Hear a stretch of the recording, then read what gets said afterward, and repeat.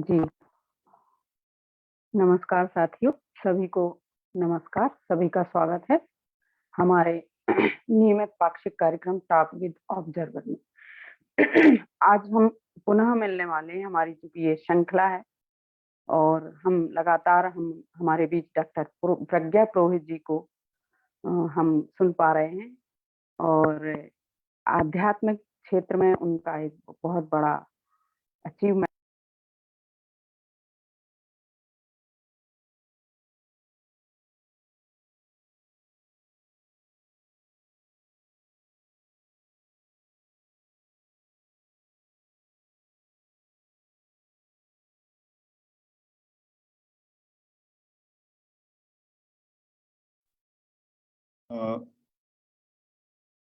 देवेश उषा जी की लगता कट गई है बात, तो हम लोग प्रज्ञा जी को सुनेंगे और इसके लिए आप चालू कर रहे हो देवेश? जी सर, वीडियो हो गया सर। जी, तो प्रज्ञा जी को हम सुनेंगे। प्रज्ञा जी, आप आमंत्रित हैं, आप अपनी बात प्रारंभ कर सकती हैं। नमस्कार।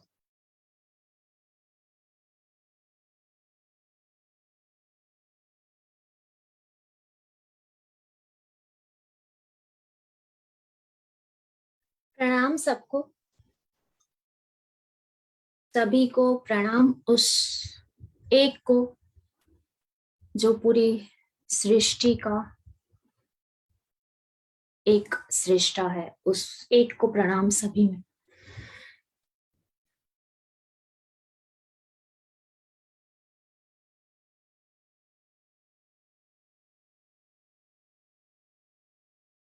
आज जो हम बात करने जा रहे हैं, निर्भयता, परम निर्भयता की जो हम बात कर रहे हैं, वो आध्यात्मिक तौर पे जो हमारे भय रहते हैं, अध्यात्म के रास्ते पे जो हमारे भय रहते हैं, उनके बारे में बात करने जा रहे हैं और उनसे आगे कैसे बढ़ना, उसके बारे में बात करने जा रहे हैं। क्योंकि जो भय संसार में व्याप्त है वो तो अनंत है, पर जो हम बात कर रहे हैं वो अध्यात्म पे के रास्ते पे चलते हुए जो भय आते हैं और उसके बाद क्या हो जाएगा उसके को सोच के जो भय आते हैं, उस बारे में हम बात कर रहे हैं। चूंकि आज शिवरात्रि है, तो निर्भयता का जो परम निर्भयता की जो हम बात करें, तो शुरुआत हम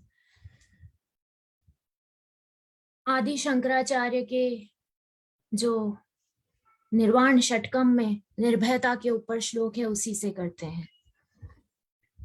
न मैं मृत्यु शंका, न मैं जाति भेद, पिता नेव मेनेव माता न जन्म, न बंधु न मित्रम गुरुर्नैव शिष्य, चिदानंद रूपा शिवोहम शिवोहम।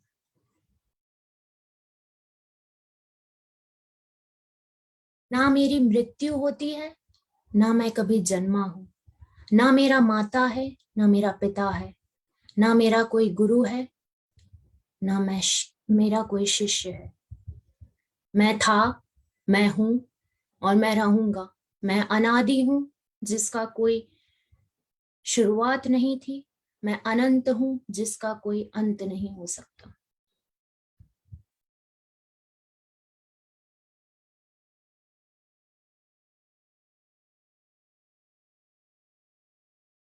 निर्भयता, सबसे पहले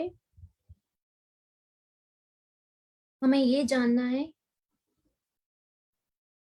कि जो भय अध्यात्म के रास्ते पे आते हैं वो कौन कौन से चरण पे आते हैं और शुरुआत कैसे होती है। जब हम भय को जानेंगे तब हम उससे आगे बढ़ पाएंगे। अब इस भय को जानने के भी दो स्वरूप हैं। एक स्वरूप में जो डिफरेंशिएशन किया जाएगा, जो कैटेगरीज हैं, वो एक स्वरूप है।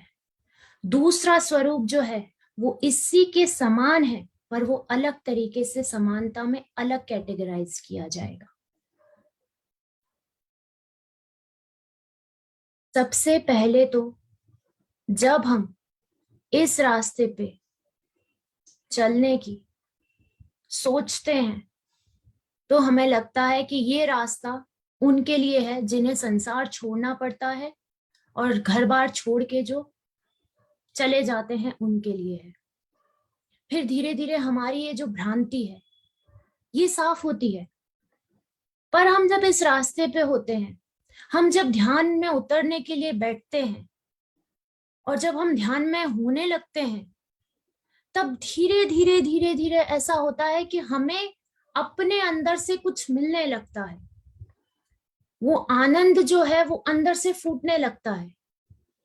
तो कल तक हम जो खुशी, जो हैप्पीनेस या जो जॉय या प्लेजर हम बाहर ढूंढ रहे थे, चाहे वो दोस्तों से मिले, चाहे बाहर के लोगों से मिले, चाहे मूवी देखने से मिले, वो हमें अंदर मिलने लगता है। तो धीरे धीरे धीरे हम अपने आप में एक अलग अनुभव में आनंद महसूस भी करते हैं, और उसकी वजह से हम संसार से कटने लगते हैं। हम छोड़ते नहीं हैं, संसार छूटने लगता है। जैसे ये होता है, संसार छूटने लगता है, आपसे छूट रहा है संसार अगर, तो ये बात पक्की है कि जो आपसे छूट रहा है वो भी आपको छोड़ रहा है। ताली 2 हाथ से ही बजती है, तो आपको 3 बार अगर कोई फोन लगाएगा, आपने 1 बार जवाब दिया, वो बार बार नहीं, ये लगातार नहीं होगा। तो धीरे धीरे आपसे जो छूट रहा है वो भी आपको छोड़ रहा है। ये होने लगता है। जब ये होने लगता है, चूंकि आप संसार का हिस्सा भी हैं और ये भी होने लगता है, तो जब ये होता है, हमें लगता है कि हम जहां चल रहे हैं, पहली सीढ़ी जो आती है भय की, वो ये आती है कि हम जहां चल रहे हैं वहां हमें कोई स्वीकार करेगा या नहीं। क्योंकि जैसे जैसे हम आगे बढ़ते हैं, वैसे वैसे हमारे से जुड़े लोग जो हैं वो छूटते चले जा रहे हैं। तो पहली सीढ़ी जो भय की आती है, वो आती है स्वीकृति हमें मिलेगी कि नहीं, हमें संसार अपनाएगा कि नहीं। सबसे पहला भय आता है संसार हमें छोड़ देगा या हमें अपनाएगा, और अगर नहीं अपनाएगा तो हम इस संसार का हिस्सा कैसे रह पाएंगे। ये सबसे पहला भय है एक्सेप्टेंस का, non acceptance from this world. वो सबसे पहली सीढ़ी है भय की। जब आप थोड़ा भी ध्यान में आप आनंद की अनुभूति करने लगेंगे, आपको खुद इच्छा नहीं होगी कि आप जो पहले करते थे वो अब आप फिर करते रहें। आपको अपने आप में संपूर्णता का आभास होगा। इसके बाद आती है दूसरी सीढ़ी। जब आप और अंदर जाएंगे, अपने भीतर उतरेंगे, तो आपको एक खालीपन लगेगा। जो अब तक भरा रहता था वो खाली लगेगा आपको। खाली कभी हुए नहीं है। समझ में नहीं आता कि हम सही चल रहे हैं या हम गलत चल रहे हैं, क्योंकि ये जो खालीपन लग रहा है, ये इस रास्ते का खालीपन है, ये पागलपन है। आपको ऐसा लगता होगा, काफी बार ऐसा लगेगा इस रास्ते पे चलते हुए कि ये मुझे क्या हो रहा है, ये मैं इतना खाली कैसे हो गया। वो खालीपन जो है, वो निर्विचार जो है, वो हम क्योंकि कभी रहे नहीं है, तो वो निर्विचारता जो है वो हमें अनकंफर्टेबल कर देती है। जो एक्चुअल में हमारे होने का तरीका वही है, पर कभी हुआ नहीं है। हम बचपन में वापस जा रहे हैं, जिस तरीके से हम पैदा हुए थे वो हमें बहुत अजीब सा अनुभव देता है कि कहीं हम गलत तो नहीं जा रहे। अब इसमें गलत तो नहीं जा रहे आने के ज्यादा चांसेस तब होते हैं जब आपका कोई एक कदम आपसे कोई आगे ना हो या आपका कोई गुरु ना हो, तो आपको वो खालीपन कभी कभी पागलपन प्रतीत होता है। ये दूसरी सीढ़ी थी। Am I turning out to be insane. पहली सीढ़ी थी will I be accepted by this world. दूसरी सीढ़ी थी एम आई गेटिंग मैड? इसके बाद भी जब आप सोचते हैं कि आप कंफर्टेबल हो जाते हैं, हाँ इस खालीपन से मैं कंफर्टेबल हूं, मैं कहीं भी जा रहा हूं, मुझे नहीं पता मैं कहाँ जा रहा हूं, पर ये जो खालीपन है, ये जो केवल होना है और अपने अंदर से ये जो आनंद फूट रहा है, उसमें मैं कंफर्टेबल हूं। तो आप एक और सीढ़ी आगे बढ़ते हैं। ये जो आखिरी सीढ़ी है, ये पार करना सबसे मुश्किल है, क्योंकि ये जो आखिरी सीढ़ी है, इसमें जो आखिरी बची हुई चीज होती है, मैं,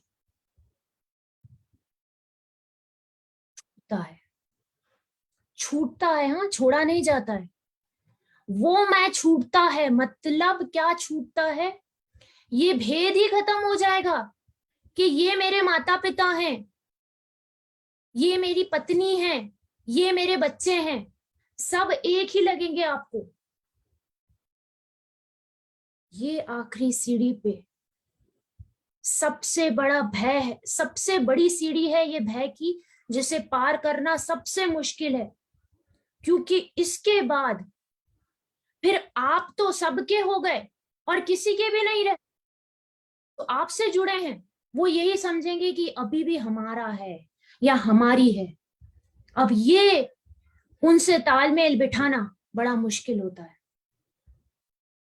आप तो जो कुछ देख रहे हैं, सिर्फ मनुष्य ही नहीं, जो कुछ देख रहे हैं उससे एक हो जाएंगे आप। इसके बाद जब ये मैं छूटेगा, तो आप तो सबसे एक हो जाएंगे। पर यहां तो आपके घर वाले ही आपको अपना समझते हैं, जबकि आप तो सबके हो गए, सब में विलीन हो गए। ये आखिरी सीढ़ी जो है, ये पार करना सबसे मुश्किल है।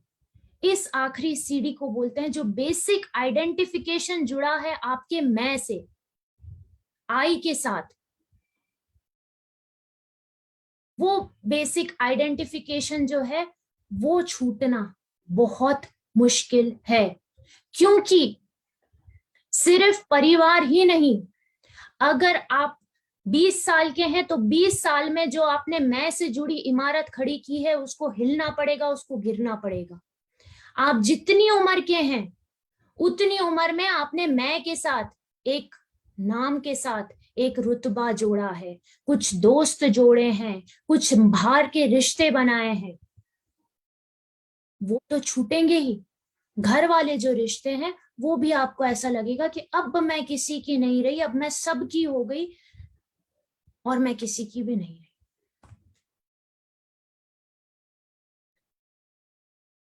ये 3 भय हैं, जिसमें से आखिरी भय सबसे मुश्किल होता है छोड़ना। परंतु ये तीनों किस तरीके से हर जगह पे हम इनसे डील कर सकते हैं और इनसे आगे बढ़ सकते हैं, वो हम देखेंगे। ये पहला डिफरेंशिएशन था, कैटेगराइजेशन था। दूसरा जो है, आपको ये बहुत अच्छे से बता दूं कि भय किसी ऐसे मार्ग पे जाना नहीं है जिस रास्ते को आप नहीं जानते। Fear is not going into the unknown. भय जो जानते हैं उसको पीछे छोड़ देना है।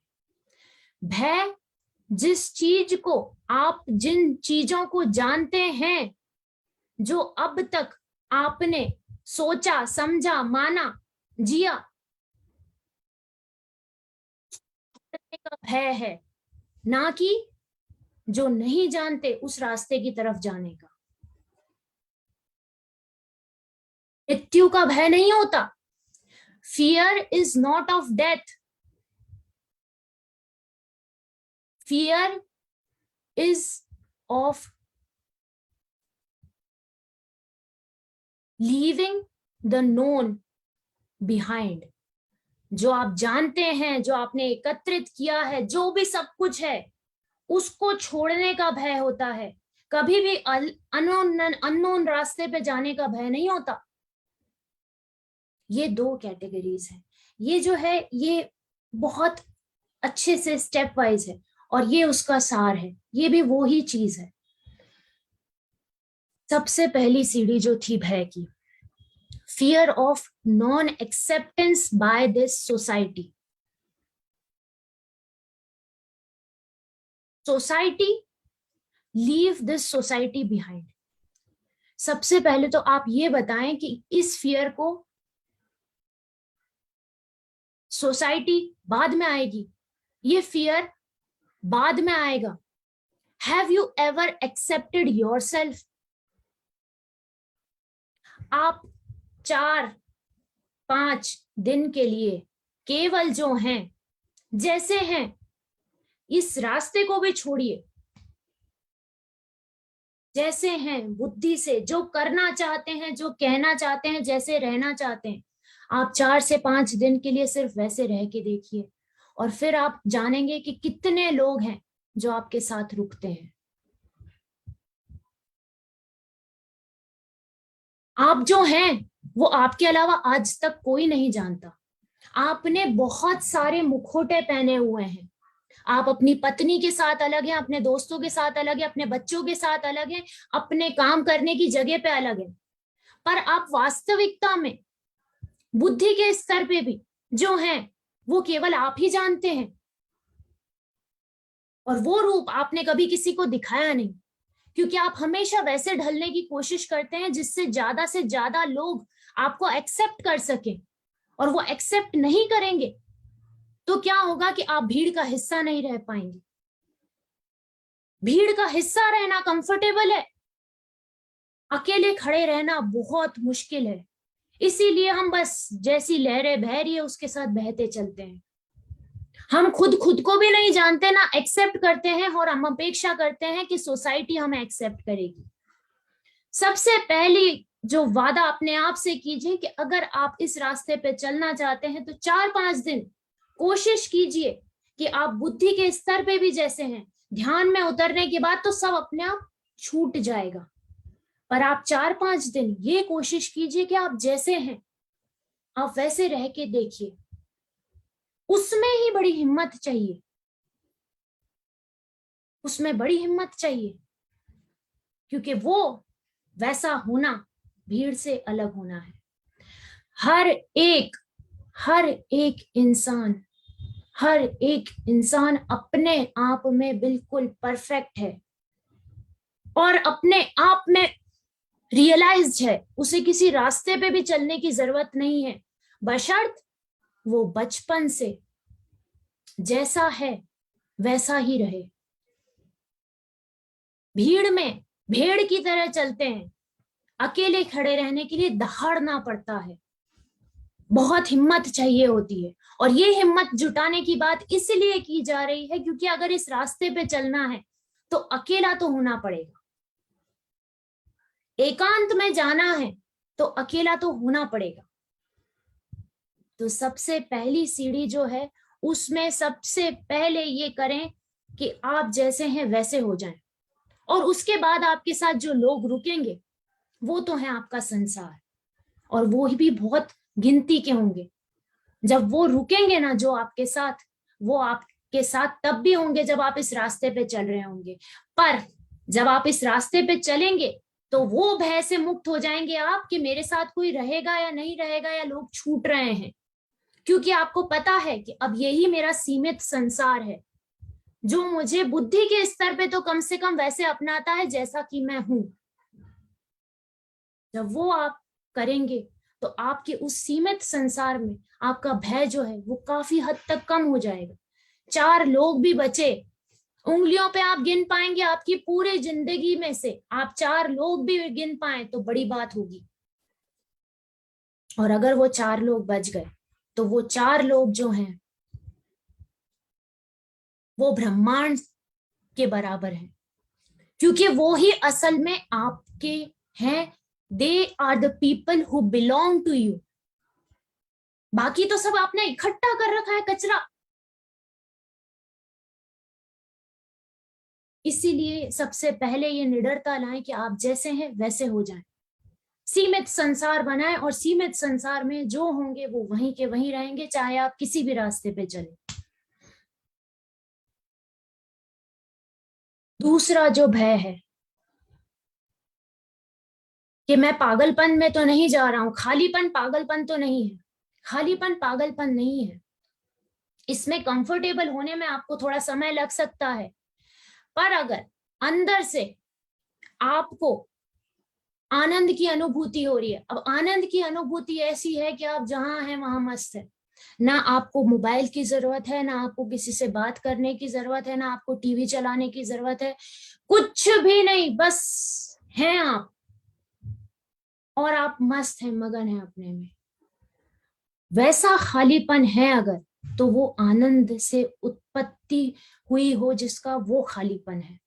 वो खालीपन कभी पागलपन नहीं होता।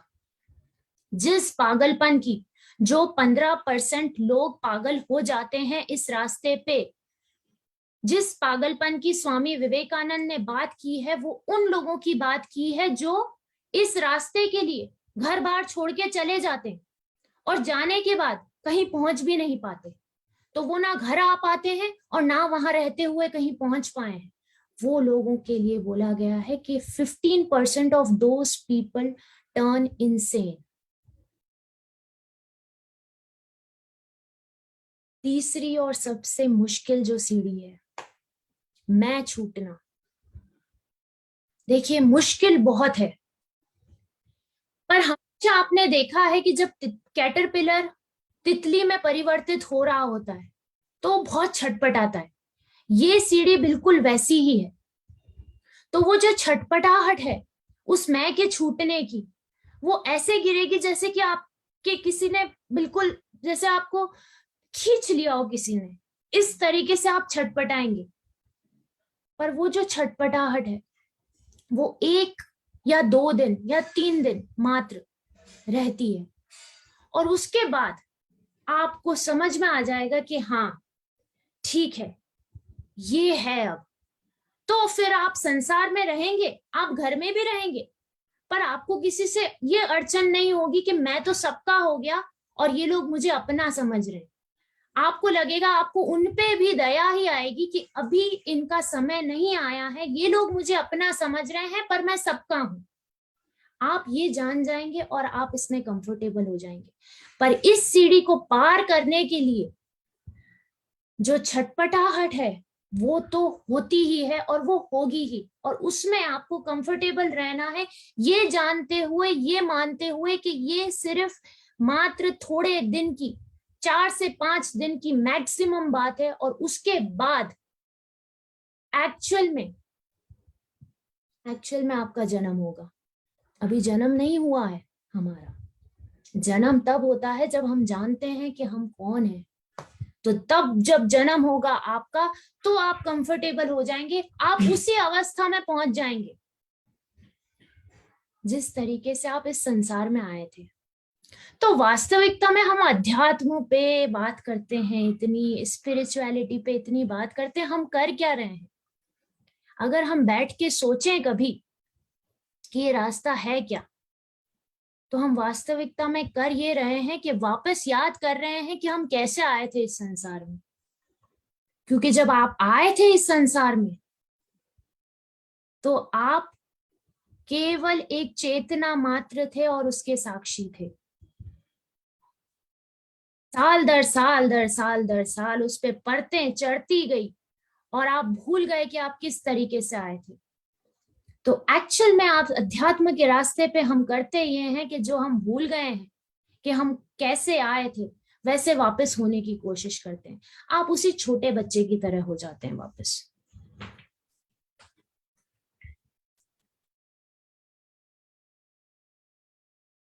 तो संसार में जो भय है, व्याप्त है, वो अनंत है।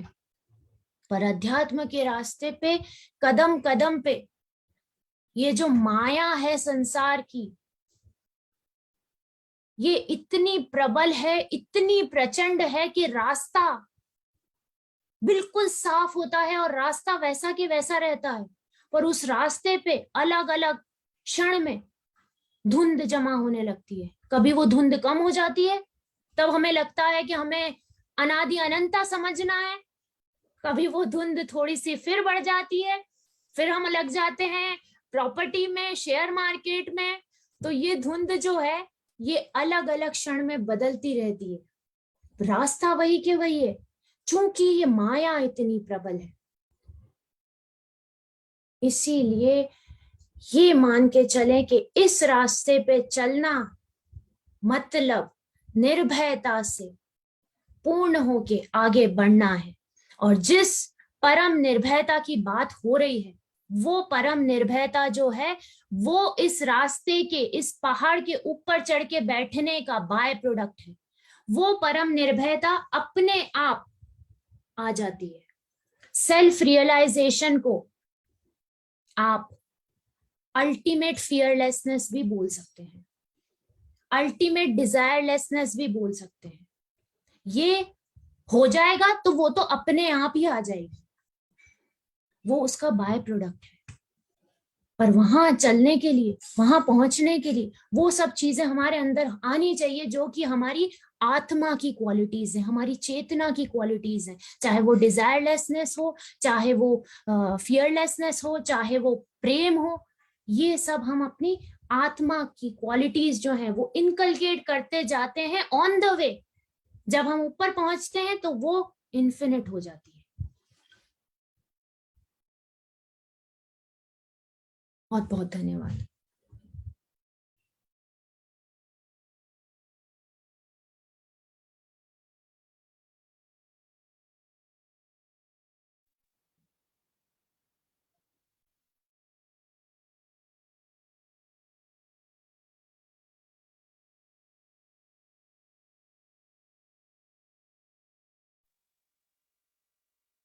जी, थैंक यू मैम। किन्हीं के कोई प्रश्न हो तो रख सकते हैं।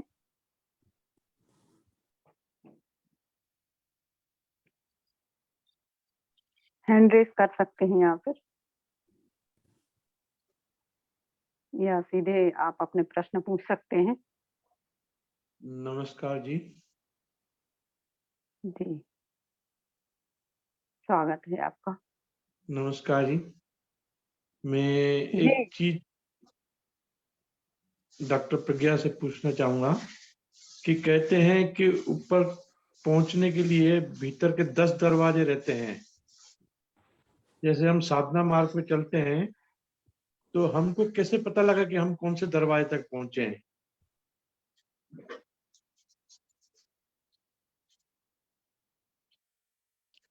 बोलते हैं 10वें द्वार पार करने के बाद अपने दर्शन होते हैं, तो वो अपन कैसे जाने के अपन कहाँ तक?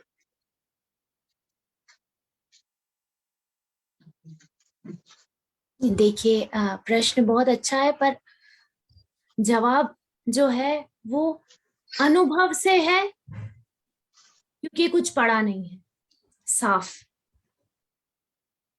बोलती हूँ,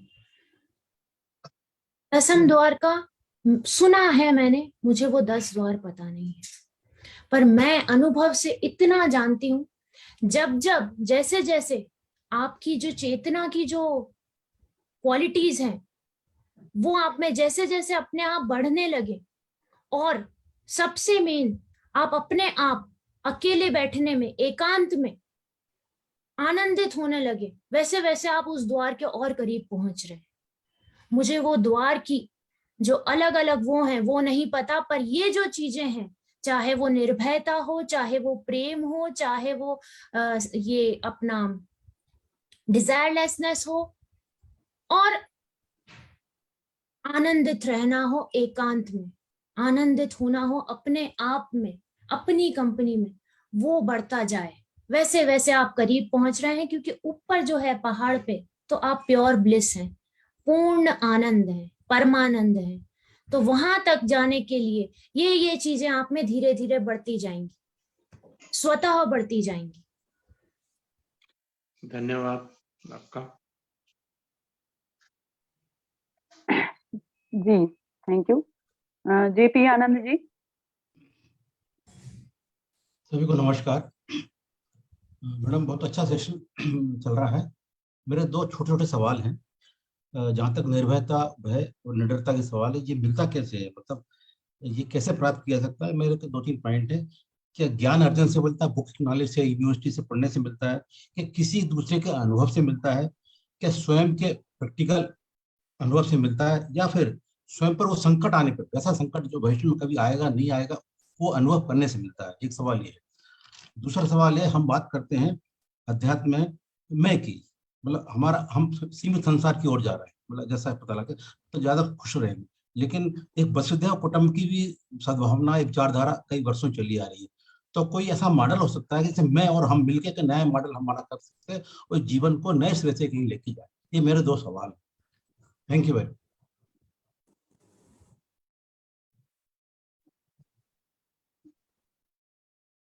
जो जी सबसे पहला प्रश्न है आपका, वो प्रश्न ये है कि ये निर्भयता आएगी कैसे? जी। निर्भयता जो है वो आती नहीं है। निर्भयता कोई ये उसके लिए सीखने का कोई मार्ग नहीं है, क्योंकि निर्भयता तो आपकी क्वालिटी है। निर्भयता आपकी क्वालिटी है। आप बच्चे थे तो आप निर्भय होके भागते थे। तो निर्भयता आपकी अपनी वास्तविकता का एक पात्र, वो है, अंश है, वो आप में है।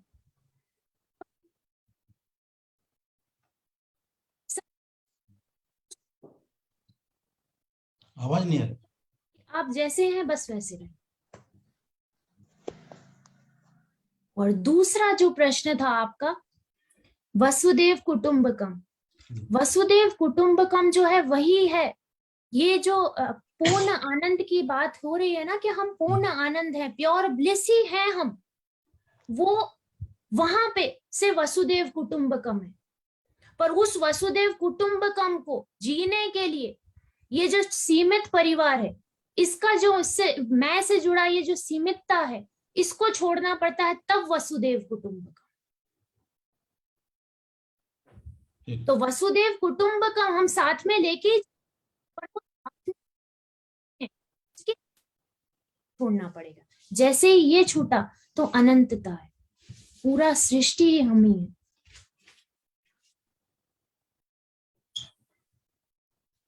जी, बहुत बहुत धन्यवाद।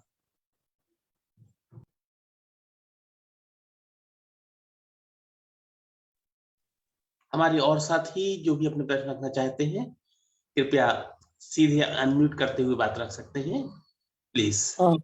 मैडम प्रणाम, सादर प्रणाम जी आप। प्लीज। मैं सागर से हूँ सर, डॉक्टर यादव।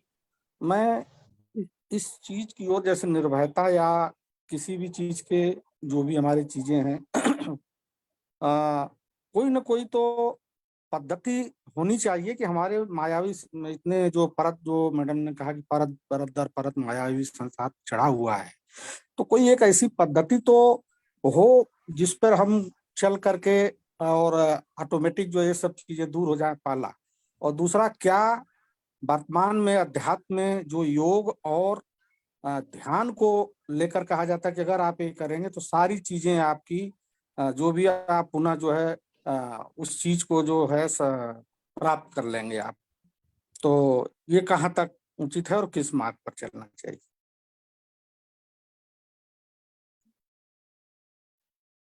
प्रश्न ये है कि पद्धति क्या होनी चाहिए? क्या ध्यान और योग से एक पद्धति है जो बहुत सारे हमारे गुरु लोग जो है चलाते हैं, और उस पर लोग जाते तो कहते हैं कि आप जो है उस समाधि अवस्था को जो है प्राप्त कर लें। वो डाल दिया मैंने। आपका पहला और जो दूसरा सवाल है वो दोनों जुड़े हुए हैं एक्चुअल में।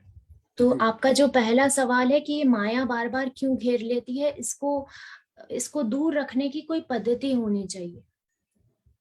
अब जो आपने जो दूसरा सवाल किया, ध्यान और योग, जब ध्यान होने देने के लिए आप बैठते हैं तो धीरे धीरे अपने आप आपकी जागरूकता बढ़ती चली जाती है। जब वो जागरूकता बढ़ती है, जिसको हम अवेयरनेस बोलते हैं, जैसे जैसे वो जागरूकता बढ़ती है, जागरूकता बढ़ना मतलब क्या कि आप जहां पे हैं वहां पे आप होते हैं, नहीं तो या तो हम अतीत में होते हैं या हम भविष्य में होते हैं। तो माया या तो अतीत की होती है धुंध, या भविष्य की होती है वो धुंध। तो जब भविष्य और अतीत दोनों नहीं रहेगा, ध्यान होने देने के लिए जब आप बैठेंगे, ज्यादा से ज्यादा वर्तमान में होंगे, तो जब अतीत और भविष्य दोनों नहीं रहेगा तो वो धुंध अपने आप धीरे धीरे कम होने लग जाएगी। और ध्यान और योग जो आपने कहा कि ये ही एक पद्धति है। ध्यान, देखिए ध्यान एक बहुत ही ग्रॉस वर्ड है। जो मार्ग है वो अलग अलग है, चाहे वो भक्ति का हो, भक्ति योग हो, योग मतलब जुड़ना। तो मार्ग तो सभी ऐसे हैं जिसमें आप जुड़ते हैं अपनी वास्तविकता से, ठीक है। तो भक्ति योग हो, चाहे ज्ञान योग हो, चाहे राजयोग हो, कोई भी कर्म योग हो, कोई भी मार्ग हो, आप जुड़ेंगे उसी से। पर सबसे पहले तो आपको ये पता होना चाहिए कि आप किस तरीके के साधक हैं और इसमें से कौन सा मार्ग है जो आपका मार्ग है। भक्ति में जो प्रेम और समर्पण है वो सब में नहीं हो सकता। ज्ञान मार्ग फिर भी आसान है। कर्म योग बहुत बहुत मुश्किल है। जिस राजयोग की बात की है स्वामी विवेकानंद ने, वो धारणा ध्यान समाधि केवल 3 अंगों पे ही चलता है। राजयोग जो है वो आज सबसे ज्यादा चल रहा है, जिसमें ध्यान को इतनी महत्ता दी जा रही है। तो ध्यान जो है वो आप जब भी करते हैं तो करने के लिए मत करिए, होने देने के लिए बैठिए। और जैसे जैसे आप ध्यान में आगे बढ़ेंगे, समाधि तक पहुंचना ये सोच के नहीं चलना है। हमें ध्यान होने देने के लिए बैठना है। उसके बाद जो धीरे धीरे धीरे करके होता जाएगा वो हो जाएगा। ध्यान से ही वो धुंध कम हो सकती है और कम होती है। धन्यवाद दीदी, बहुत बहुत जी, थैंक यू। हम राहुल जी को बुलाने के पहले एक बात आपसे जरूर करना चाहेंगे शेयर, कि आपने बोला कि एक व्यक्ति अलग अलग मुखौटों के साथ प्रस्तुत होता है, और यदि मुखौटों को हटा दिया जाएगा तो उसका शायद डर भय खत्म हो जाएगा।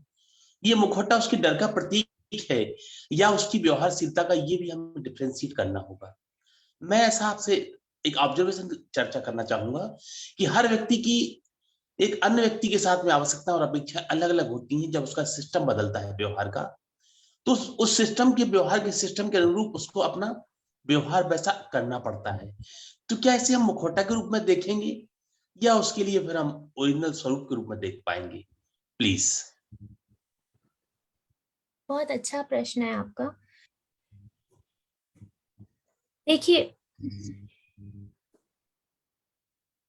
वो मुखौटों की जिनकी बात की जा रही है वो व्यवहार के स्वरूप में हम देखेंगे, तब जिस रास्ते पे चलते हुए वो व्यवहार के स्वरूप में भी करने में आपको तकलीफ नहीं हो रही, आप उन मुखौटों के साथ कंफर्टेबल हैं, तब वो आपके व्यवहार का स्वरूप है। आप चल रहे हैं इस रास्ते पे भी आगे बढ़ते जा रहे हैं और उस तरीके के मुखौटे भी आपने पहन रखे हैं व्यवहारिक तौर पे, और आप उसके साथ कंफर्टेबल है। पर अगर इस रास्ते पे चलते हुए वो मुखौटे आपको कहीं ना कहीं किसी तरीके से विचलित कर रहे हैं, मतलब वो आपके व्यवहार का स्वरूप नहीं है, वो स्वीकृति के लिए आपने अलग अलग जगह पे पहन रखे। ये डिफरेंशिएट करना बहुत जरूरी है, और ये डिफरेंशिएट करने का सबसे आसान तरीका ये है, आप खुद देखेंगे कि वो व्यवहार के स्वरूप में मैक्सिमम टाइम व्यवहार के स्वरूप में नहीं आते, क्योंकि जैसे ही आप इस रास्ते पे धीरे धीरे आगे बढ़ते हैं, आपको जो आप है ना वैसे ही सब रहना, वैसे ही बात करना, वैसे ही होना अच्छा लगता है। अगर वो व्यवहार के स्वरूप में आते हैं तो फिर आपको छटपटाहट नहीं होनी चाहिए।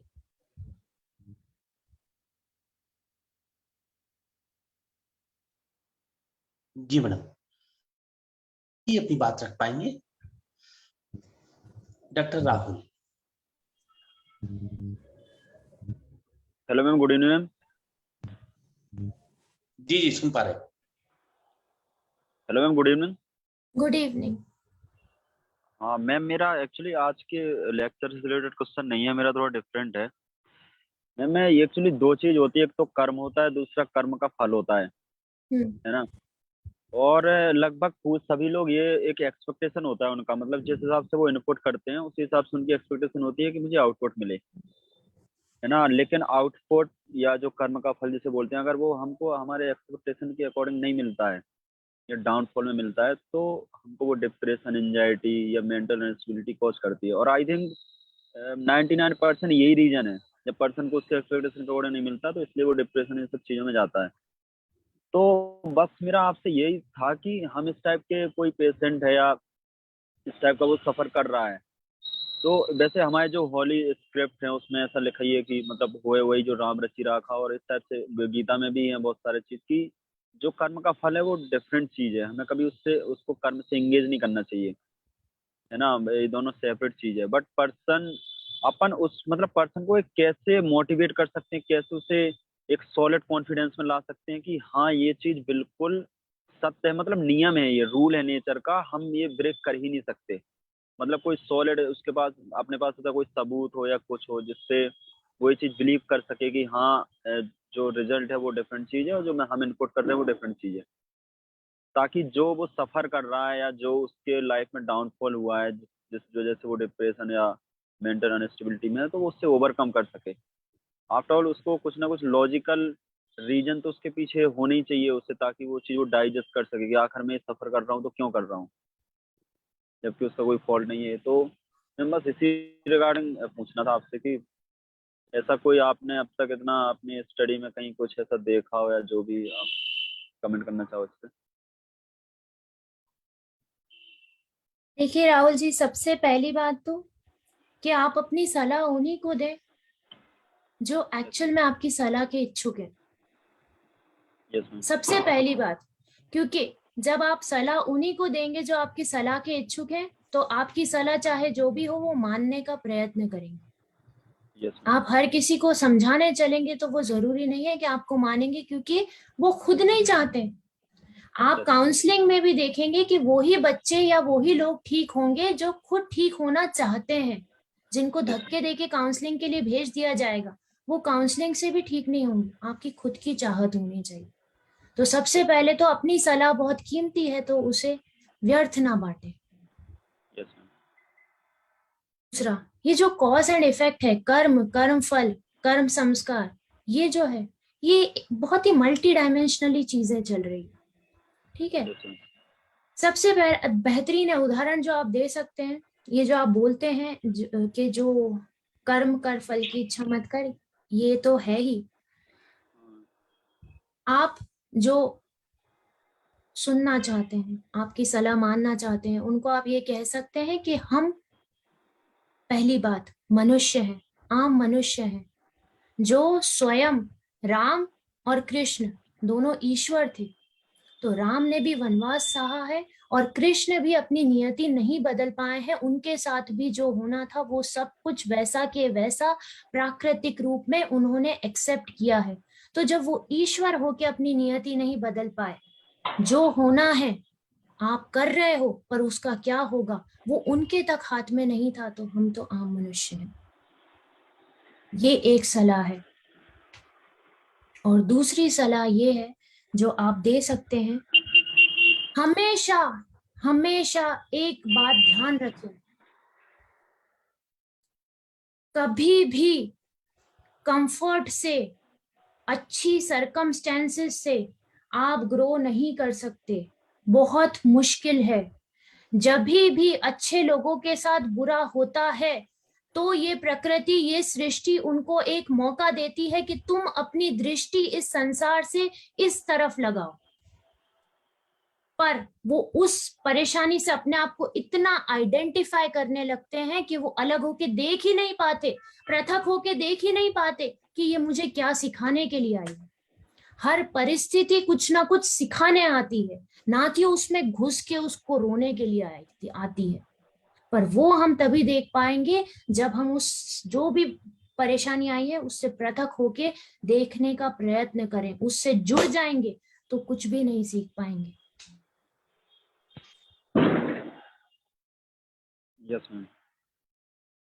मैम और ये कर्म एंड कर्म का फल, ये दो चीज में क्या कोई सिंक्रोनाइजेशन है या फिर क्या है? ये थोड़ा इस बारे में आप कमेंट करना चाहोगे? मैं ज्यादा कुछ नहीं जानती।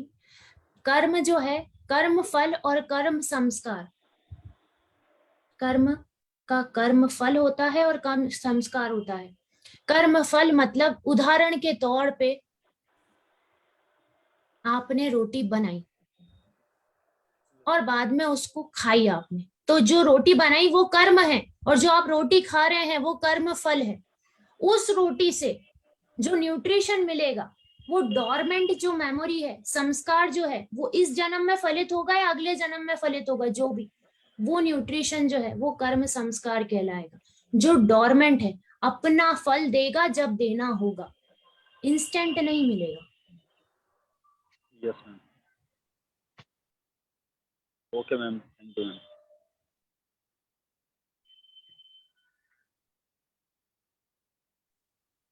दुबे सर से हम बात कर पाएंगे? दुबे सर काफी देर से बात रख पा रहे हैं सर। प्रज्ञा जी, बहुत अच्छा आपने बातें कही हैं। मेरे मन में दो तीन छोटे छोटे प्रश्न आ रहे थे जो अभी आपने बोला, यदि मैंने सही सुना है तो आपने कहा कि बच्चे के समान रहना चाहिए। यदि ये माने कि हमारे देश के जो 130 करोड़ लोग हैं सब 3 वर्ष के बच्चों जैसा व्यवहार करने लगे तो क्या होगा? दूसरा, जिस मार्ग पर आप चलने की बात कर रहे हैं उसमें कह रहे हैं हम परिवार से मुक्त हो जाते हैं।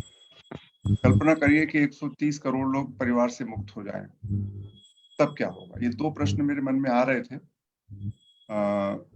इन पर यदि आप कुछ बताना चाहें कि इसमें क्या स्थिति बनेगी। जो पहला प्रश्न है आपका, 130 करोड़ लोग बच्चे जैसे हो जाएं, तो बच्चे जैसे हो जाना मतलब उसका कहने का तात्पर्य ये है कि बच्चे का जो बेसिक एसेंस है वो है प्रेम। बच्चे जैसे हो जाना मतलब बच्चे जैसे बर्ताव नहीं करना। अब जो भी, जिनको हम बोलते हैं कि जो उस पहाड़ पे बैठे थे, तो अगर हम स्वामी विवेकानंद का भी एग्जाम्पल लें, तो उन्होंने तो इतनी बड़ी एक अलग सी रिवॉल्यूशन लाया है। बच्चे जैसे हो जाना मतलब सबको अपना उस तरीके से मानना कि प्रेम से सबसे एक हो जाना। वो एसेंस जो है बच्चे का वो अपने में आ जाना। फिर कितनी बार भी गिरूंगा पर मैं चलता रहूंगा, हारूंगा नहीं, वो निडरता अपने में आना। बिना इच्छा की कि इससे कुछ मुझे मिलेगा या नहीं मिलेगा, पर मुझे ये करना है और जो करना है उसमें अपना 101% देना है, पूरी दृढ़ता से करना है। वो जो एसेंस है बच्चे का वो अपनाना। ऐसा नहीं कि बच्चों जैसा व्यवहार करना। बचपना मतलब कि एक प्योर एसेंस के रूप में, एग्जिस्टेंस के रूप में वो जो प्रेम है, प्रेममय हो जाना सबके साथ। मतलब बच्चे में और ये जो जिस दिशा में हम चलने की बात कर रहे हैं उसमें क्या अंतर रहेगा? मतलब वो बच्चा तो नहीं है इसका मतलब ना? बच्चा नहीं है वो। आपको सर सरल भाषा में अगर कहूं तो 75 साल की बॉडी और न्यू बॉर्न बेबी का एसेंस, ये इस रास्ते का अंत है। मतलब आपकी बॉडी इतनी परिपक्व होती है, सब कुछ समझती है, बुद्धि के रूप में भी सब समझती है, पर आपकी जो बेसिक क्वालिटीज हैं, वो जो एसेंस है आपका, वो बिल्कुल एक न्यू बॉर्न बेबी जैसा हो जाता है। मतलब सबके साथ आप वैसे रहते हैं, आपको कभी भी किसी से कोई अपेक्षा नहीं होती, आपको सब उस तरीके से अपने लगते हैं जैसे कि सब आपके ही हैं। फिर चाहे आप एक परिवार में भी रह रहे हो, पर आपको ना किसी की कोई बात बुरी लगती है, आप परिवार छोड़ते नहीं हैं। जैसे जिनके जो भी हुए हैं उनके भी माँ बाप भी थे, बाद में भी रहे, पहले भी थे, पर आप ऐसे हो जाते हो कि हाँ आप साथ में रह रहे हो, पर आपकी एक दूसरे से, सोचिए एक ही घर में 4 लोग रह रहे हैं पर उनकी एक दूसरे से कोई अपेक्षा नहीं रही। सब अपने अपने काम में जो भी कर रहे हैं वो अपने अपने काम में निडरता पूर्वक चलते जा रहे हैं और उनको एक दूसरे से कोई अपेक्षा नहीं है, सिर्फ प्रेम है। वैसा जो एसेंस है उसकी बोलने का तात्पर्य ये था। थोड़ा सा और आगे, जैसे मान लीजिए अब हम बच्चे, जैसे आपने बोला एसेंस में हो गए, मतलब हमको किसी चीज का भय नहीं होगा, किसी चीज का कुछ नहीं होगा, राइट। तो अब अभी जैसे कोरोना आया था और बच्चे में भय है नहीं, तो फिर तो हम लोग घूमते रहते सब जगह।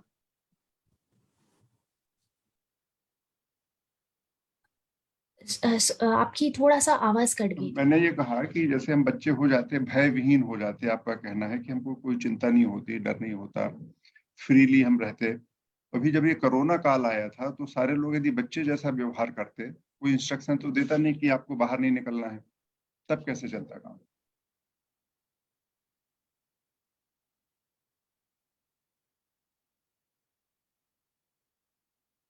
जिस निर्भयता की बात हो रही है, अगर वो निर्भयता आ जाती, वो निर्भयता ऐसी ही है कि आपको किसी भी चीज का भय नहीं रहे। पर अगर कोरोना काल में भी ऐसा हो जाता कि वो निर्भयता आ जाती, तो वो निर्भयता ऐसी होती कि वो एक अलग सा रिवॉल्यूशन ला देती। वो निर्भयता ऐसी होती कि आप एक दूसरे की मदद करने के लिए जाते निर्भय होके कि देखा जाएगा मेरे को जो भी होगा।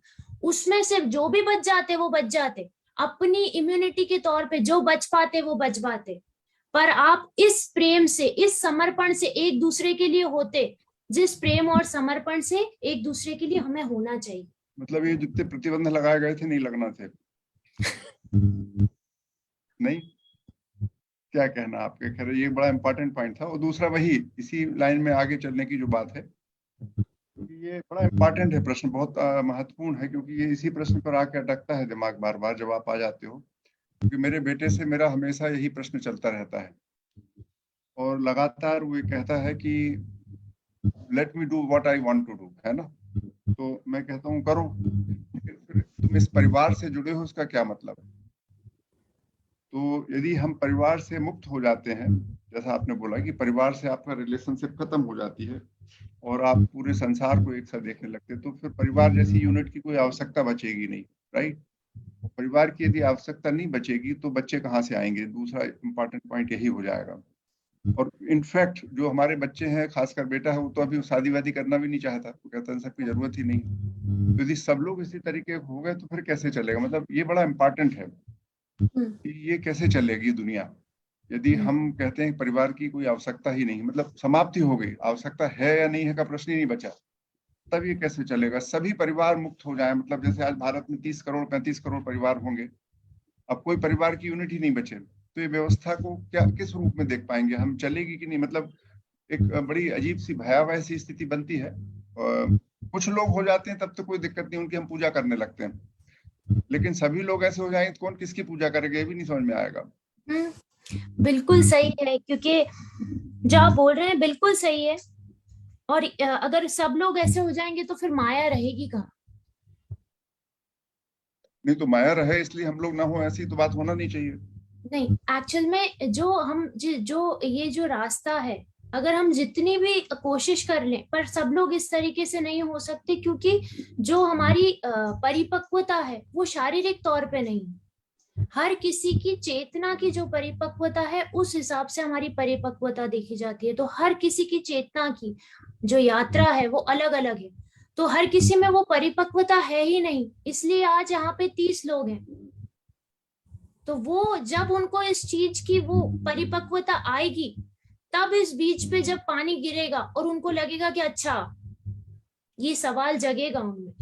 पर वो सब में एक साथ आ भी नहीं सकती है, और इसीलिए सृष्टि और सृष्टा ये दोनों साथ में ही चलेंगे। अगर माया नहीं रही, सब लोग ऐसे हो गए, तो फिर तो ये रास्ता ही नहीं होगा। मतलब ये जो पूरा का पूरा व्याख्यान है, माया तो जीतने वाली है, मतलब फिर इसका कोई महत्व है नहीं, ये ऐसा मुझे लग रहा है। क्योंकि ये देखिए एक बड़ा इंपॉर्टेंट फैक्टर है पूरी लाइफ का और जिंदगी का, संसार का, जो गति चल रही है।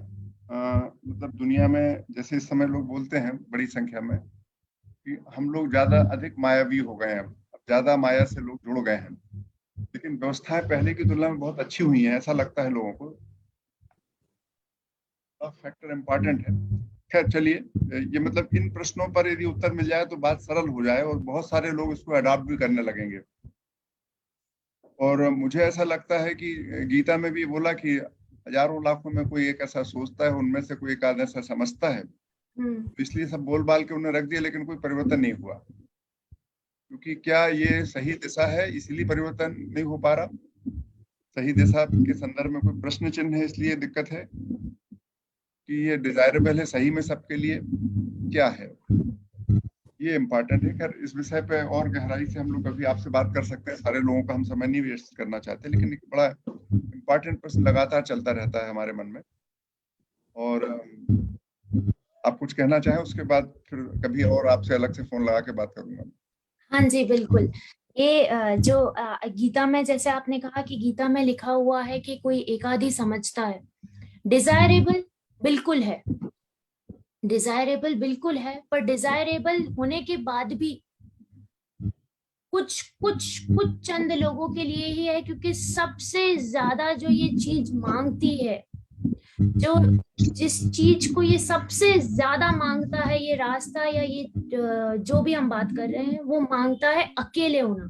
और अकेले होना वो नॉर्मल स्तर पे भी, बचपन से आप देखें तो अकेले होना, हमें हमेशा तुलना की जाती है और हमें बोला जाता है कि वैसा होना है, वैसा होना है, वैसा होना है। हम जो खुद हैं, हमारी जो इंडिविजुअलिटी है as a human being, body mind के लेवल पे भी, वो बहुत कम उम्र में हम खोते जाते हैं।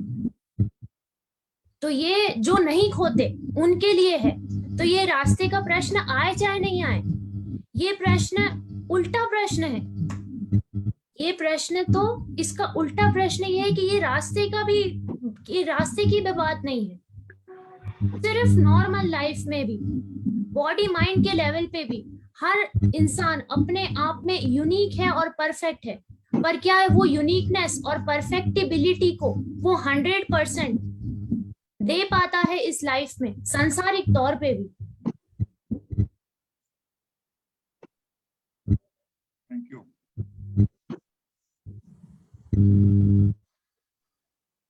Thank you sir. मैं ऐसा समझता हूँ कि एक अच्छे विषय की ओर हम बढ़ पा रहे हैं, क्योंकि उसकी कंटेक्स्ट सेटिंग सर ने कर ली है, परंतु हमारे पास वक्त की कमी है और हम एक गहराई की ओर बढ़ पा रहे हैं। शायद हम बात जरूर करेंगे भविष्य में, इन बातों को रख पाए हम सेव करके।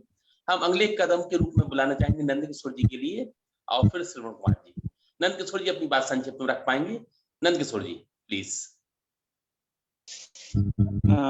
सभी को मेरा नमस्कार। मेरे दो प्रश्न हैं।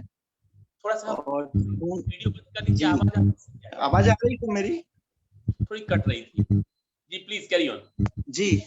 मेरा पहला जी चीज का एक अपना एक कहना चाहिए कि जैसे आपने देखा दूध की मूल प्रकृति से लेकर घी तक का जो यात्रा आपने की है, तो आप उसको 2 लाइन में किस तरीके से कहेंगे कि ये जो रास्ता है इसमें मेरा जो अनुभव है वो सकारात्मक है और इस तरीके से इस यात्रा को करना चाहिए? पहला प्रश्न ये है। और दूसरा प्रश्न मेरा ये है, क्योंकि मूलाधार से लेकर सहस्त्रार तक की यात्रा है और 7 चक्रों में मैंने थोड़ा थोड़ा कहीं कहीं अध्ययन किया है, तो जो मैंने एक महसूस किया है कि ये यात्रा जब स्टार्ट होती है, जब बीजारोपण हो जाता है, तो इसके फल जो है फलित ही होते हैं, चाहे वो बीच बीच में उनमें हवा पानी कम मिलता रहे, लेकिन ये यात्रा पूर्णता की ओर आती है। ऐसा मेरा ऐसी मेरी थोड़ी सी जानकारी है, ऐसा मेरा थोड़ा अनुभव। तो मेरा पहला प्रश्न महत्वपूर्ण है कि आप 2 लाइन में इस यात्रा को जो आपने अर्जित किया है, जो आपने अमृत अर्जित किया है, उसको हमें किस रास्ते की ओर ले जाएगा जो कि हमें और उसमें वृद्धि दे?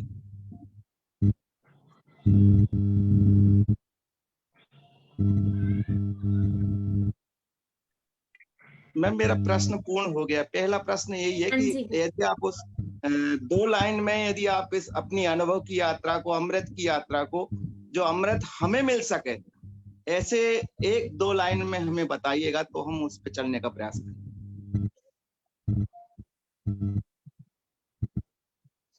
देखिए, अमृत तो जो है वो सकारात्मक रूप से इस यात्रा का जो मिला है, वो 2 लाइन में ये है कि उसकी सबसे सकारात्मक जो चीज है वो ये है कि ये आवाज नंद किशोर जी से बात कर पा रही है।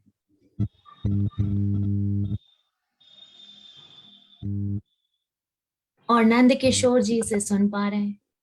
ये सबसे सकारात्मक चीज है जो इस यात्रा के अमृत की आपने बात की। नहीं तो शायद ना आपसे मैं बात कर पाती और ना आप मुझे सुन पाते। हर एक क्षण अपने आप में पूर्ण है, संपूर्ण है। तो फिलहाल सबसे सकारात्मक जो है वो केवल ये क्षण है।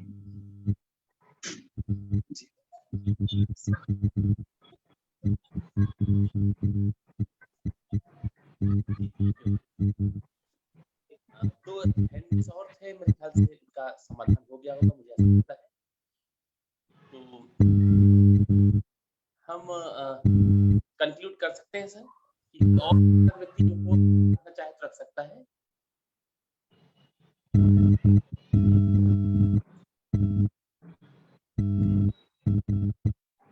जी, हम आपको जब सुन पा रहे थे तो मुझे फिर वही बात कहनी होगी कि एक डॉक्टर किस फील्ड का है, मैं आज बड़ा असमंजस में पड़ गया हूँ।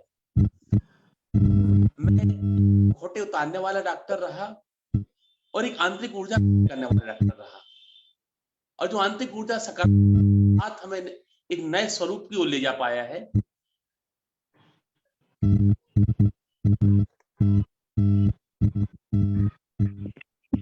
ये आवाज आप जी,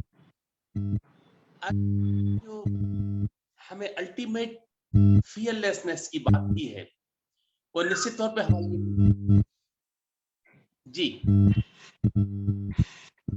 अभी बात सुमन चटर्जी जी और श्रवण कुमार जी भी अभी है। प्रज्ञा जी नमन आपको।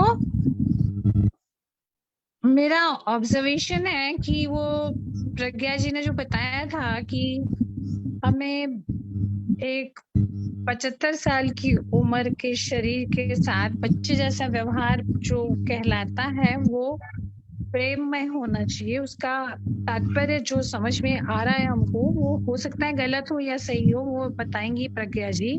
वो ये है कि हम लोगों को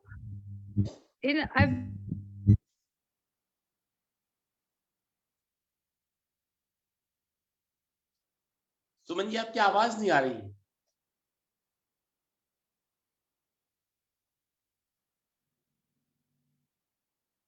सॉरी सुमन जी आपकी आवाज नहीं आ पा रही। मैं शायद hello ji Suman ji please आपकी आवाज जी हेलो जैसे एक वृक्ष होता है, वो वृक्ष अपना फल आम का वृक्ष है, वो फल देता है। उसको कोई काटता है, कोई मारता है, कुछ भी करता है, उसको उन सब चीजों से मतलब नहीं है। उसका जो कार्य है वो देना, फल देना। वैसे ही हमें बच्चे की तरह व्यवहार करना, यानी कि एक बच्चे जैसे सबको स्वीकारना, जैसे वो सामने वाला है उसको स्वीकारना, उसको प्रेम देना। इसके अतिरिक्त और कुछ नहीं। वहां कोई लॉजिक वाली बात नहीं है।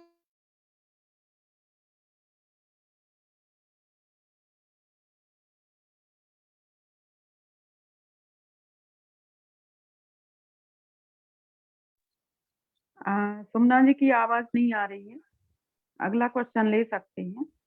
हेलो आपकी आवाज ब्रेक हो रही है मैम। अभी भी ब्रेक हो रही है जी। आपकी बात पहुंच गई है जी। जी। आपका नेट बीच बीच में ब्रेक हो रहा है। हाँ ठीक है, नेटवर्क प्रॉब्लम है थोड़ी। तो प्रज्ञा जी से, प्रज्ञा जी आपको आवाज पहुंची मेरी? हाँ जी। हाँ बताएं आप। आपका हाँ जो चाइल्ड वाला स्टेट ऑफ माइंड था, उसका तात्पर्य यही है ना कि we should go back to that level, not for thinking but otherwise. Absolutely. Pure consciousness with no kind of expectation, with no kinds of anything, only to give love and spreading love, and that's it, isn't it? Absolutely. Yeah, that's what I wanted to confirm. Am I right or not? Yes.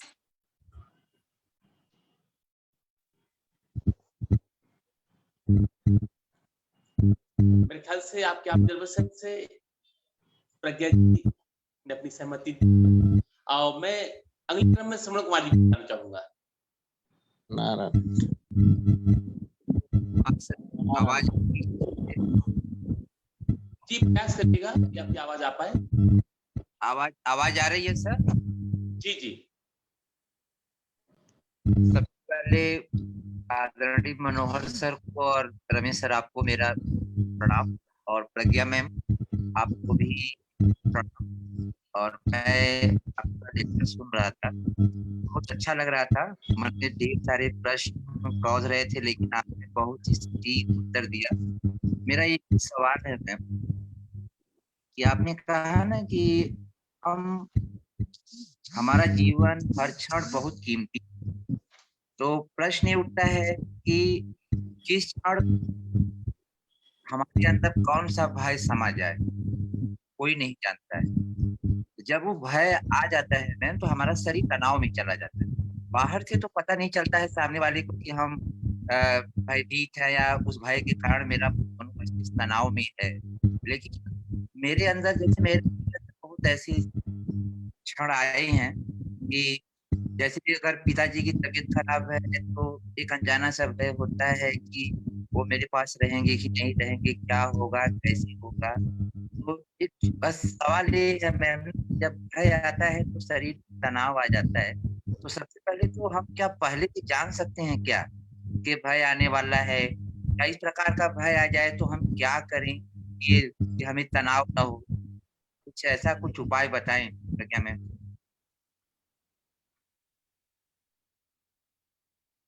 देखिए श्रवण जी, आपने जो प्रश्न किया है वो सांसारिक भय जो है वो अनंत है। वो शुरू में ही जो कह दिया गया था कि सांसारिक भय अनंत है। हमने जो निर्भयता की बात की वो अध्यात्म के तौर पे बात की। अब आपने चूंकि सांसारिक भय का प्रश्न किया है, तो जीवन के हर मोड़ पे कोई ना कोई ऐसी परिस्थिति बनती ही है जहां पे हमें पता नहीं होता कि इस परिस्थिति में हमें निर्भयता से कैसे बर्ताव करना है। और परिस्थितियां जो है वो अनंत हैं, हम उनकी संभावनाएं सोच के निर्भय नहीं हो सकते। आप जब अध्यात्म के रास्ते पे चलते रहेंगे, ध्यान होने देने के लिए बैठते रहेंगे, तो वो भय अपने आप जो कम हो रहा है वो तो हो ही गई। संसार की तरफ से कोई ना कोई ऐसी परिस्थिति आ गई जिसके लिए आप तैयार नहीं हैं और उसका आपको तनाव होने लगा। सांसारिक भय का से कोई भी तनाव की स्थिति आई है, उस सांसारिक भय की तनाव की स्थिति से आगे बढ़ने का जो उपाय है वो भी अनुभव ही है। अनुभव से आपसे शेयर कर रही हूं। वो उपाय ये है कि जब जब जो परिस्थिति इस तरीके की आए जिसमें आप भयभीत हो रहे हैं, जो भी परिस्थिति है, उस परिस्थिति को आंखें बंद करके उस परिस्थिति में बुरा से बुरा क्या हो सकता है उसको सोचें और उसको एक्सेप्ट कर लें, उसको स्वीकार कर लें। जब आप बुरा से बुरा जो हो सकता है उसको सोचेंगे और उसको स्वीकार कर लेंगे, तो आप पाएंगे कि अपने आप जो परिस्थिति है वो उससे बहुत छोटी है, उसमें अपने आप आपके तरफ से निर्भयता आ जाएगी। बुरे से बुरा सोच लिया और अपना जो है वो बहुत छोटा लगने लगेगा। ये तरीका है हर सांसारिक भय के तनाव से मुक्त रहने का। क्या बुरा से बुरा क्या हो सकता है इसमें? ज्यादा से ज्यादा ये हो जाएगा, अच्छा ये होगा तो भी मैं इसको एक्सेप्ट कर लूंगा। मैं जेल भी जा रही हूं तो मैं अच्छा जेल जाऊंगी ना ज्यादा से ज्यादा, ठीक है। जब वो एक्सेप्ट कर लिया तो पुलिस दिखेगी, उसका भय नहीं रहेगा।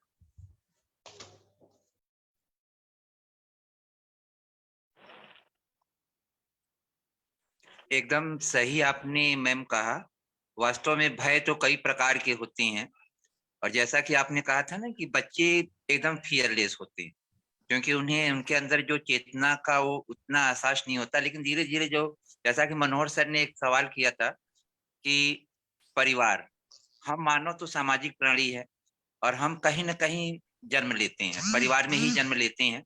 और जो हमारे रिश्ते होते हैं, संबंध होते हैं, अगर वो सही तरीके से परिस्थितियों के अनुसार चल रहा है, परिवार के बनाए गए नियमों कायदों से, समाज के बनाए गए नियमों कायदे से, तो हमारा जीवन खुशियों भरा है। लेकिन जहां ही कुछ स्वार्थ आता है कि मेरी इच्छा है, तो इच्छाएं तो अनंत है। सब मिला के मैम बहुत अच्छा लगा, और आपने वास्तव में बहुत कुछ जीवन जीने का एक मार्ग प्रशस्त किया कि हम कैसे भय से निडरता हासिल करेंगे। A lot of thanks, Pragya ma'am. Ji thank you. जरूर आपने जो बात रखी, बार बार मेरा मन कहीं और भटक रहा है, परंतु समय की सीमा है। फिर मैं बात कहना चाहूंगा कि आपका जोखिम लेना और एक्सेस जोखिम लेना आपके लिए और सोसाइटी के लिए कहीं ना कहीं नुकसानदेह भी तो हो सकता है। यहाँ पर इसकी जागरूकता के साथ यदि हम अपना जोखिम भरा व्यवहार या फियरलेस एक बिहेवियर क्रिएट करेंगे, तभी शायद मेरे लिए एक क्रिएटिविटी क्रिएट करेगा, सकारात्मक ऊर्जा देगा। अंततः ये जोखिम भरा व्यवहार तो हमारे लिए कभी ना कभी नुकसानदेह भी तो हो सकता है।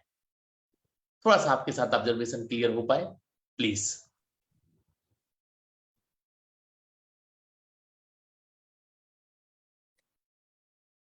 अच्छा हुआ आपने ये प्रश्न किया, क्योंकि ये बोलना चाह रही थी मैं कि जाते जाते कि ऐसा नहीं है कि फियरलेस होना मतलब आपने जाके बिल्डिंग से जंप मार दिया कि मैं अपने चेतना के एकदम करीब हूं, अब मैं निर्भय हूं। ये नहीं करना है। चाइल्ड लाइक बोला है, बच्चों जैसा बोला है, चाइल्डिश नहीं बोला है। बच्चे बचपना बच्चों जैसे हो जाते हैं, मतलब कि निर्भयता, मतलब निर्भयता जैसे हैं, जिस रास्ते पे चलने चाहते हैं, वो निर्भयता की बात की गई है। निर्भयता का ये मतलब नहीं है कि कुछ भी कर जाएं बिना सोचे समझे। बुद्धि और मन में जो अंतर है, बुद्धि के स्तर पे सोच समझ के निर्भयता से जो करना चाहते हैं, जैसे हैं वैसे रहना, उस निर्भयता की बात की गई है, ना कि मन के स्तर पे जो कि कुछ भी कर जाएं और हम ये सोचे कि हम अपने चेतना के बहुत करीब जा रहे हैं, इसलिए हम कुछ भी कर सकते हैं।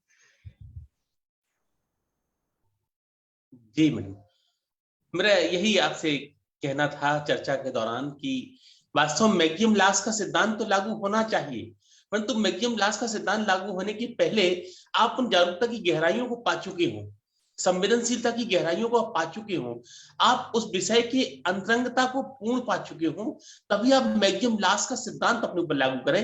अंत ऐसी स्थिति में आप समाज के लिए और किसी भी राष्ट्र के लिए बहुत घातक हो सकते हैं।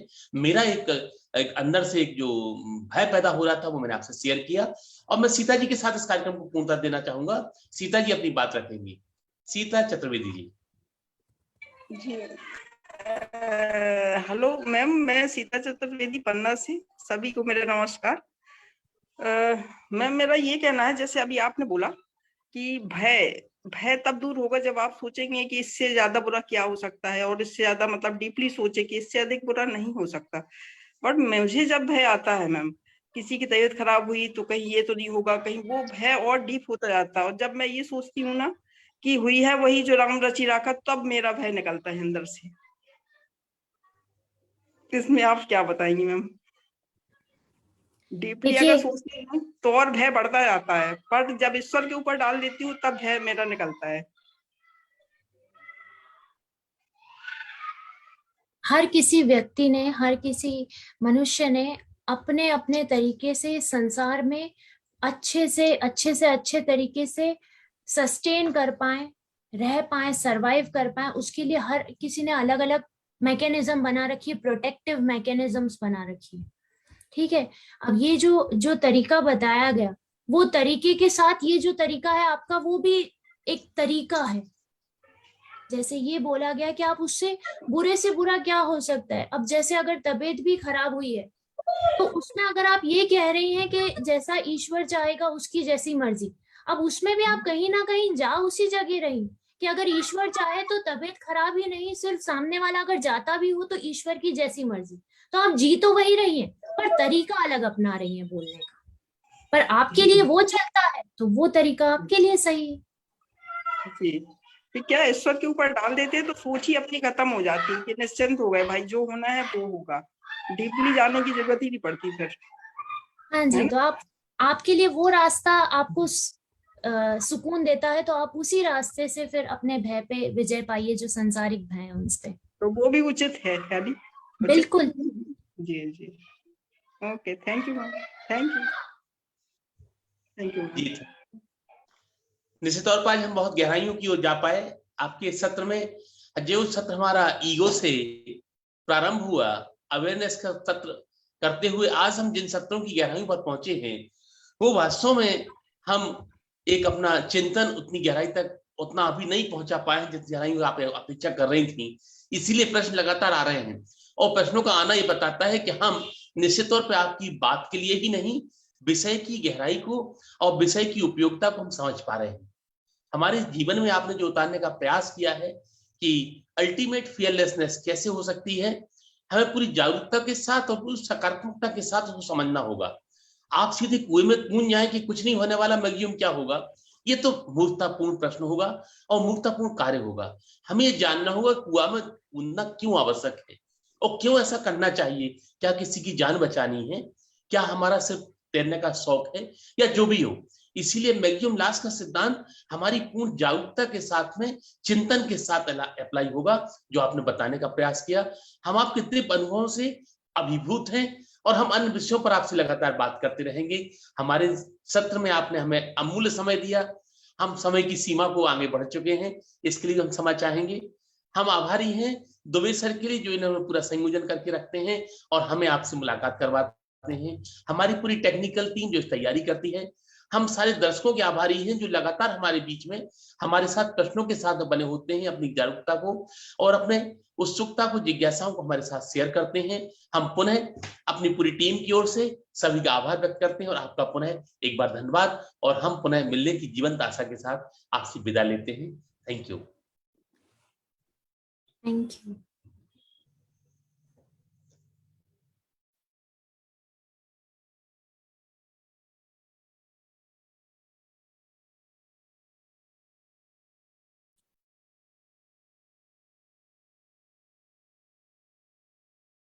Thank you very much Vyas ji, Pragya ji और बाकी सभी दर्शकों का बहुत बहुत धन्यवाद।